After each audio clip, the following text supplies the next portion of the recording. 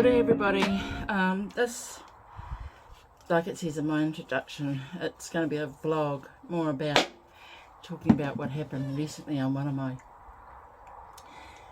most recent trip up to Waitangi. So the distance between where I live and my destination of Waitangi would be about 800 k's, I suppose, 800 kilometres. Don't ask me how much that is in miles, but it's a long way. It's a long way in New Zealand. So my destination was Waitangi. And so all the way up the island I had decided to do freedom camping because I don't know, it was just a challenge. To find a freedom camp is a challenge for me. Just learning how to manage and survive in your own self-contained vehicle in a freedom camping allocated spot is a learning process. It's all a learning process.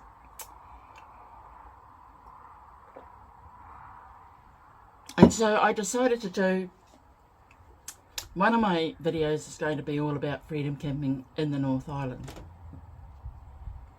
And in New Zealand, freedom camping means that you have a certificated self-contained vehicle, and there are allocated parking, overnight camping and parking spaces all around New Zealand actually for those particular vehicles. So if you're not self-contained or you're not certificated self-contained, you can't go and park in those allocated spots. And you usually find where they are on Ranker's app, or there's another one. Anyway, there's a few camping apps that we look on where you can find these places to overnight park or overnight camp. And so as I made my way north, I went to quite a few freedom camps and was able to stay overnight. And in some of them it wasn't that comfortable because it was really packed. February is a very high peak season in New Zealand. December to February, high peak. And so everything is full. And in a lot of cases the freedom camps are also full. The freedom parking spots, because there's a lot of tourists that come over. There's a lot more families going out there and camping and taking their families out for holidays, and so there's more competition. But that I had that in my mind anyway as I went up north, because that's just how it was. And I don't usually travel during the high peak season. It's very hot. Everything is packed, and it's just very competitive, and it's not that relaxing or cruisy. And as I'm retired, I am in cruise mode a lot of the time. Well, that's what I hope to be. So anyway, when I got to Northland, right up the north of the island, that's where I encountered my first realisation of how some people view freedom camping. They actually take it literally, freedom camping, meaning you can camp wherever you like in any vehicle that you like, and you don't necessarily have to be self-contained. Well, that's what it seems like. I mean, it may not be true, but that's what it seems like. That's the impression you get from some places. But anyway, going along, I got to Northland and I was looking for a place to stay.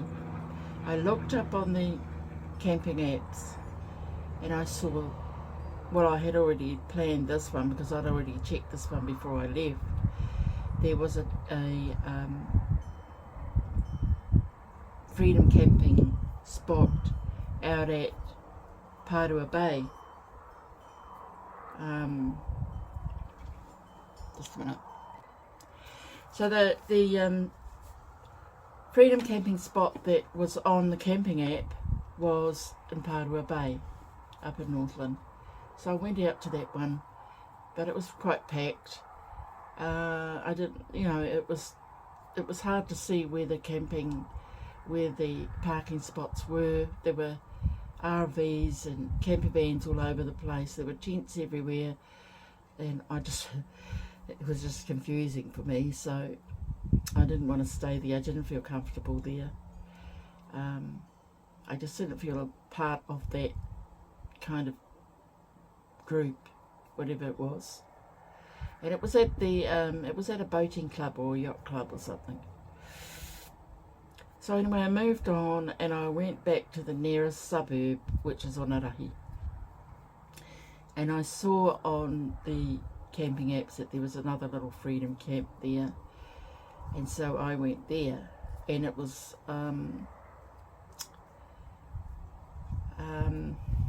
it was a beautiful little spot. I couldn't believe it, that it was right there under my nose. There were amenities. There was a place to swim. There were people fishing. There were a lot of families out, and there was a playground. So it was and it was like a bird can't have been an eco sanctuary, but it was some kind of marine sanctuary there. And so I saw there were about 4 or 5 allocated freedom camping spots there, and there's usually arrows, like there's a sign saying freedom camping allowed, only so many vehicles, and there's usually a sign there and a sign there, and you can park between. Okay, so that's where I found a place, and so I backed in,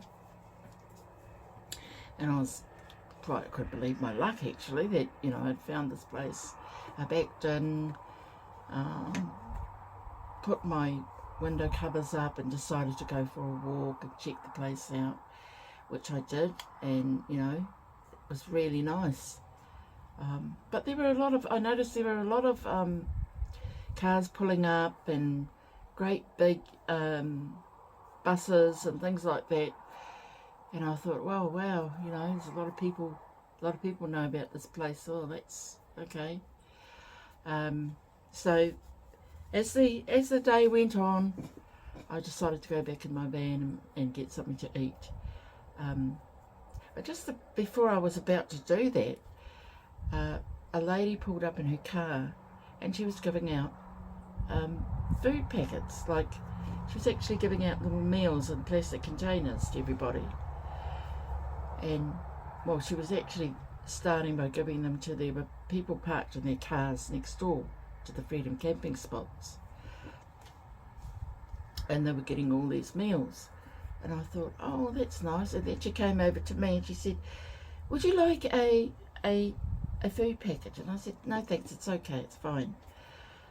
Because I knew that I've got enough food for me, and I don't want to take someone else's food when I'm already, I've already got my own. So I just said, no thanks, it's fine.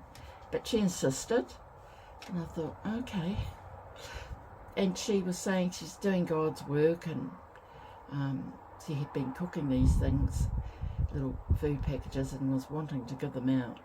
And I said, okay, well, thank you very much. And so I accepted graciously, it was nice of her. And I thought, oh, okay, well, I won't have to cook tea then. Yeah, thank you very much. So she gave out all her food packets and asked me if there's anyone else. And I saw there were some people over in a bus just over the road from me. Not where I was parked, but over the road. And they seemed to be, I just thought maybe they needed some food parcels. So she went over there, got into quite a good conversation with them. And so that was good. And then, so I was sitting around in my van and just doing some things. And about an hour later, some more cars pulled up and offering more food.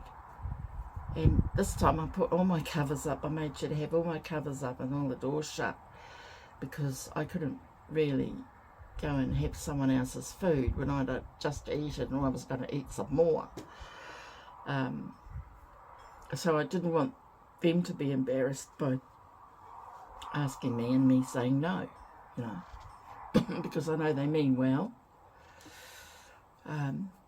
Yeah, but I noticed they were going next door to where we were parked, to all these cars giving out food. And I was thinking to myself, oh, they do this regularly. This must be one of the spots they come down to. And then I realised that maybe I might be actually in someone else's home, even though there were freedom camps there, allocated, even though they were on the camping app.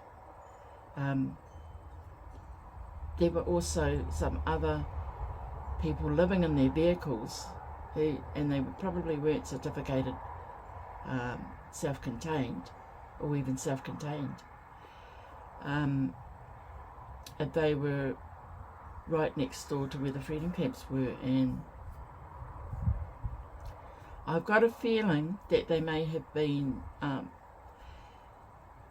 homeless people living in their vehicles. But, you know, I don't know that for sure. And because of the economic times and the social difficulties and economic difficulties that New Zealand's been through, especially after COVID, a lot of people have been affected and have had to move out of their homes and live in their vehicles. And times are tough for them. And I think that the people that were there were these people and had been affected by tough times. And I sort of felt like, oh, I'm in somebody else's territory, and I sort of looked around and thought, oh, okay. So I was a little bit embarrassed, but I thought I'd stay because you know, you never know. But as the night went on, I could hear the clinking of bottles and the wafting of marijuana went across my nose, and it was coming in the van. And I was sort of, by this time, feeling just a little bit uncomfortable. I mean, I don't mind if people are smoking dope or having a few drinky poos, you know. But at this age, I just want to cruise around the country, and I'm not interested in that sort of lifestyle. It doesn't tend to enter my life these days. So it was a little bit strange, a little bit unusual, and a little bit disconcerting because, well, obviously I was sitting in someone else's home, possibly uninvited. So as the music got a little bit louder and the voices got a bit louder, and there was lots of laughing and guffawing, I thought, you know, because I felt uncomfortable, I thought I take responsibility for how I feel. I can't expect someone else to take responsibility for how I'm feeling. And I can't say, like, well, can you shut up and not have a party over there because I want to have peace and quiet. You can't do that. So I had a little bit of a think to myself. I trusted my instincts. I trusted my eyes, my nose and my ears. And I decided to move. Yeah, I had to move. And I didn't know where to. It was 8:30, 9 o'clock at night. I had no idea where I was going to go. You know, it was, and I didn't want to be crashing in on anybody else. So I had to be responsible and take matters into my own hands. So I moved. I left. Whether they noticed or not, I don't know. And I just went randomly down the road and decided to go out towards Whangarei Bay again, which is out towards the coast up there. And just as I was driving along, luckily, I mean, someone must have been watching over me. You know, maybe my mum in heaven is watching over me. I was lucky because I caught in the right side of my eye a little driveway down to a bay as I was cruising down the road, and I decided to turn down that road, and it was a beautiful little bay called Tamataro, Devonshire Park. And as I went in, on my left hand side there were these 3 little freedom parks, and over on the right hand side there were some more freedom parks for the tenting people.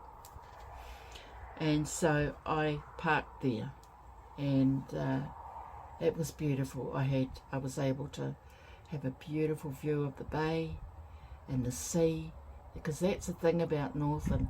Northland is spectacular, and the beaches, you know, you could just go, you could just stop on the side of the road and jump in the bay and have a swim, which I did that as well. I mean, yeah, I used to live there, so I quite miss it. I miss it, and when I was there, I missed it. A lot of memories came back, you know, about living up there. Yeah, so I stayed there, and everything was okay in the end. But what I learnt from this is that, one, you do have to use your instincts, and everybody says that. You got to use your puku instinct, your nose, your eyes, and your ears. You've got to take responsibility for how you feel, because when you go into another area, it's somebody else's home. And so if you're lucky enough to have a nice, quiet, peaceful night, then that's good. But if other people are there having a gathering, having a get-together, well, possibly they always do it. Maybe that's their home, that's what they always do. They go there, meet up with their mates, have drinky poos and smoky poos and party hardy and everything. And that's their, you know, that's their home, that's why they do it. It's up to you to make that move and move to another place which suits you better.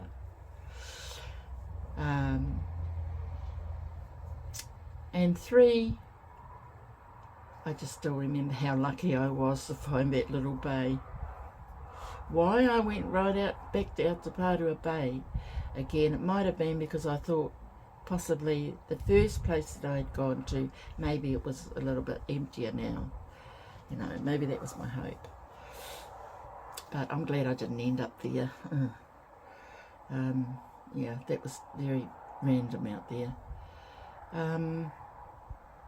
Yeah, so that's really my learning, is you can't expect, I mean, even though you see it on the app, right, you've looked it up, you've done your research, there it is, you've got so many parking spots, you know that you're allowed to park in these parking spots if you're self-contained certificated,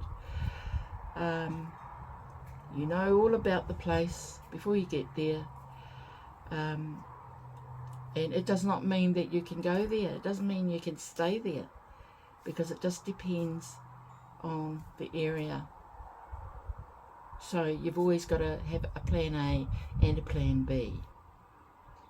If you plot your route when you're going travelling, you have to have a plan A and a plan B, especially if you're freedom camping, because freedom camping is random. You know, you could go to a place and you think that you're allowed to freedom camp there, but actually you're not allowed to freedom camp there. You're only allowed, you may be in an area, but you may only be able to park there and not there, but just there. You know, the councils have changed things. Things are a little bit more restricted. And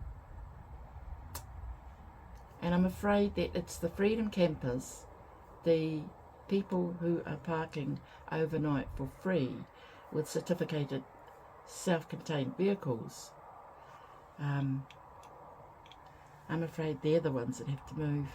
We're the ones that have to move. That's how it appears. But you know, just to keep the peace and everything, you move on. Well, I'll move on. I won't. I don't want to engage in any bad situation when I'm going around the country by myself. I just take responsibility and move and take care of my own situation, and that's the best way to go. So all I can say is things aren't always as you expect them to be. Always have a plan B, and plot your route before you go, and always take responsibility for how you're feeling about it, and do what you need to do. That is probably move to another area, move to another park, and don't engage the people that are there, because you don't know their situation and their circumstances, and also you're probably a stranger in their area. So, you know, just move to somewhere where you feel a bit more comfortable. And so that's me for now. Thank you for listening. I really appreciate you coming along on my journeys. You know, I'm retired. I like to go on road trips. I don't live in my vehicle full time, but I do live in my vehicle while I'm on the road, and that can be for a few weeks at a time. So I do know what it's like, and I've been doing this since 2021. So okay, I'm fairly new at it, but I don't know.